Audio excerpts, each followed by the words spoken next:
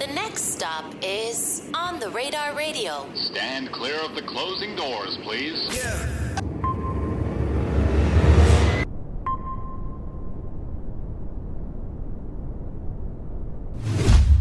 Yes, sir, baby. On the Radar Radio. Yo, special guest in the building. TJ Adams in the building, my guy. Yes, sir. Good to How see you you again. feeling? Last time we saw each other was at Powerhouse. Got a little quick convo in. Yeah, Powerhouse was a vibe. Yes, sir. How you feeling today? I feel amazing, man. Feeling like, opulence. How Dizzy beat for the freestyle. Dizzy B, shout out to my man Dizzy. He killed that, John. I didn't know you and Dizzy work together like that. That was I was about to say. That was my first time working with Dizzy, yo. Okay. And he smoked that, John. I think we did like 2 beats that day, and I was like, yeah. That was my first session, so yeah, legendary. How'd you and Dizzy first link up? Through Eric, the homie Eric, he put us together. He A&R'd a lot of my new music. Mm-hmm. Eric's real dope at his job for sure. Yeah. So he put you and Dizzy together. Put me and Dizzy together. Me and Dizzy went to the studio in like the city. I forget what studio it was called, but it was somewhere in Manhattan.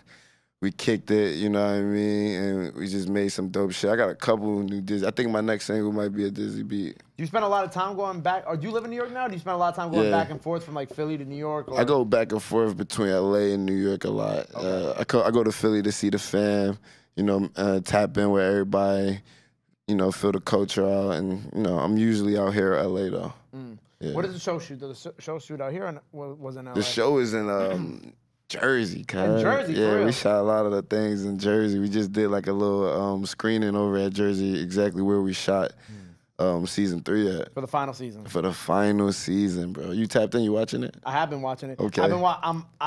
Because when I saw you, I was like, yo, man, I've been slacking. I haven't gotten through season 2 yet, but I started recently. I found some time. I had COVID a couple weeks ago. Oh, so I shit. finally was able to like start sitting through season 2. I still got to finish season 2 because I want to be ready to finish this show. But obviously, I know when it comes to your performance on the show, you've always been one of the most like praised about parts of the show and your performance as ODB. Yeah. That's love. That was a whole blessing, man, because I never thought I could even fill those shoes up. So it's crazy to see the response of the people and like get the energy. I felt like that he might have been able to, probably was, he's not able to receive, Right, anymore, Yeah, I feel like people give me that type of energy, like you know what I mean, that he deserved. You feel me? How are you feeling going into the final season now that it's over? Oh man, Well, I mean, it's not over, but you're done. Wu-Tang forever. Yeah, you're done Man, shooting. it's one of those things bittersweet because it kind of I matured into this role, man. I got this role when I was 23, and I kind of became a man while I was doing it. So it's like those bittersweet things. I feel like I evolved, in this like it's one of those things where it's like it's great to see me evolve to that next level, for my next role. I feel like my next role is gonna be crazy. I know my next role about to be crazy, like the real ones. Yeah. Because I've seen a lot of people on Twitter were like talking about like, oh, if Hulu had a spinoff of the Wu show, like who would they like to see? And a lot of people were saying you. Yeah, that would be dope, bro. I would love to see I want to see like the Dirt McGirt spinoff. You haven't seen episode 3 yet, season 3, but that's the one that should be spinned off. That's the one that should be spinned off? Yeah. Why do you feel like that should be the one that's spinned off? It's a whole new vibe from Wu-Tang. I feel like it's giving like the Wu-Tang legacy, is just giving like another chapter to it because I'm playing a whole nother character in it. So it's like we're going into ODB's mind, and the character is Dirt McGirt.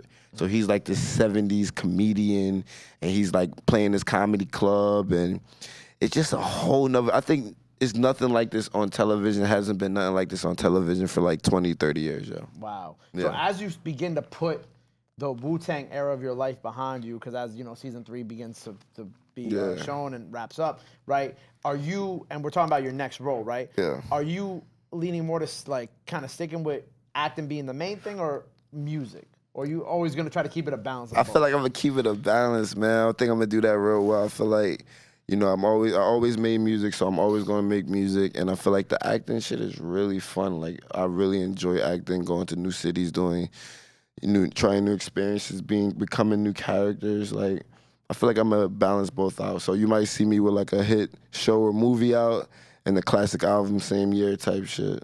Yeah. That's the goal. That's the goal, bro. For real. Like see a nigga on the billboards all year round.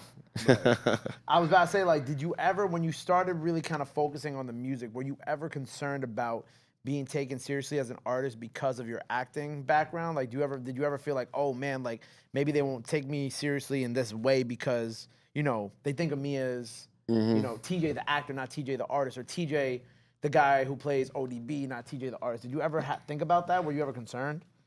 I feel like if my music, if I wasn't here for a purpose with this music, I wouldn't even rap, man. I don't think the music shit is like that fun for me. Like as far as the whole industry and like politics, that shit not really that fun. Like, so I felt like if I didn't feel like I was here for a purpose, I wouldn't even do this shit. So I don't ever think about other people like criticism or how they might like think of like, you know what I mean? Because music is like, you know. What is that word I'm looking for? Universal? It's universal, man. And it's like, it's up to that person to vibe with it. I used to be in my head about the music shit and like how many people like will really fuck with it. But it's like, man, if you don't fuck with it, that's cool too. Right. Yeah. Right. Because you've been taking music seriously for a while now, but I'm assuming like you had this musical kind of ambition like early on in your life. Early, bro. I've been doing the music for like 10 years. Started with the group Bakery Boys, and we modeled our whole thing after the Wu-Tang. I probably told you this story because I tell it all the time. I feel like an old man with I don't remember you saying dementia. Bakery Boys in the interview, though. Bakery Boys, we was a group in Philly, and we was like, it was 4 main dudes, and we skateboarded together. That's how we all met. Oh, fire. And yeah, we was like at the time, bro, it was us, Pro Era, and Tyler Create, what's Our Future. Yeah. And like we were doing our thing in Philly, and we modeled our whole brand after Wu-Tang. Like we rapped over Wu-Tang songs. We had a T-shirt that said, you know, Bakery Boys, double B's, but it was the Wu-Tang logo. My guy right here actually filmed a lot of our content back in the day, so it's full circle. It's crazy, yeah, it's crazy. It's legendary too, man, because I remember we sold out the Trocadero in Philly, and our first song we came out to was Bakery Boys Ain't Nothing to Fuck With. Wow. And then to fast forward, you know, like 6-7 years later, I'm shooting a Wu-Tang Clan show, and it feel like I'm reenacting all that shit like that we was doing, bro, because they was kind of going through the same shit we was going through, like, you feel me? It's crazy. That's insane. It's insane. Do you still keep in touch with the Bakery Boys? Yeah, I keep in touch with shout out to the Bakery Boys, by the way. I keep in touch with them, yo. I say what's up, man. Me and Q3 probably gonna work on a project. He was like the Rizzo. He was making all our beats and shit, and for real, okay. So we about to reunite, man. Bring a vibe that you know the people need for sure. I was gonna say, like, you talking about Rizzo, like, it's like, did you even because obviously the show's a different environment, but like, did you ever go to those? Do you ever go to Rizzo with like the music stuff too, or? Yeah, the Rizzo's so busy, man. When we be shooting the show, I feel like it's like we be locked in on the show, so it's kind of hard. We got a 6 a.m. call tomorrow, so it's kind of hard to do the studio that night, you feel me? But, yo, me and the Rizzo definitely, trust me, we gonna have a couple projects out here. I'm working on the animation, I told you. I'm definitely calling the Rizzo for that, you feel me? Score type shit, yeah. So what about in the acting world? Do you have your next role? I'm just working through offers right now and auditioning still. I really want to play Rick James, putting that out there.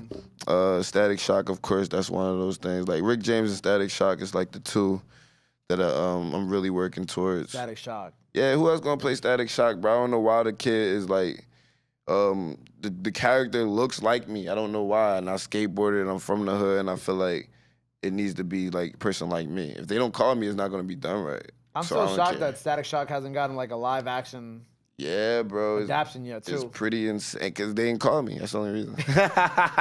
They ain't call me yet, man. So that and Rick James though, I don't feel like nobody else can play Rick James neither. Like he was like one of those ODB characters, like not ODB, but he was like one of those, you know, larger than life personalities. And I feel like I'm good at those people, you know. Right. If anything, your time as ODB has taught you, is that you're good at that. Yeah, I'm good at, you know, being over the, like, you know, having a lot of energy. And Rick James' story is like that. It's, like, very important to the culture as well. And it'll be a crazy bio series. Yeah. Just giving, if Hulu's listening, free game. Crazy. Yeah, free game, man. We could do quick little mini series, 2 seasons. You know what I mean? We got to do too much. So what else you got in the works? So we got so we're putting out some offers. So you got some offers you're going to do for acting wise. Yeah. Music wise, what do you have coming up? What are we working on right Music, you're gonna keep seeing a couple singles. Like I'll probably drop a couple singles, like a single or two a month. Then we're gonna drop a EP in the summer. And then we're just gonna keep going crazy, man, collaborating with different artists around the world. I wanna tap in with some Ghanaian artists in Ghana. I wanna tap in with some French artists, UK artists. So, feel me? Y'all listen and tap in.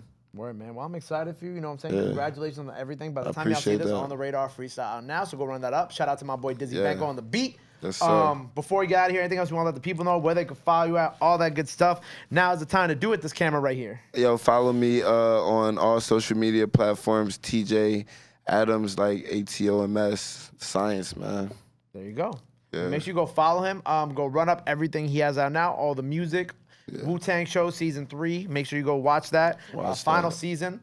Go follow him. Go show him some love. Go show him some support. Love is free. Support is free. But y'all already knew that. Till next time, TJ Adams, On the Radar. We out. Boom. Peace to the guides. Love.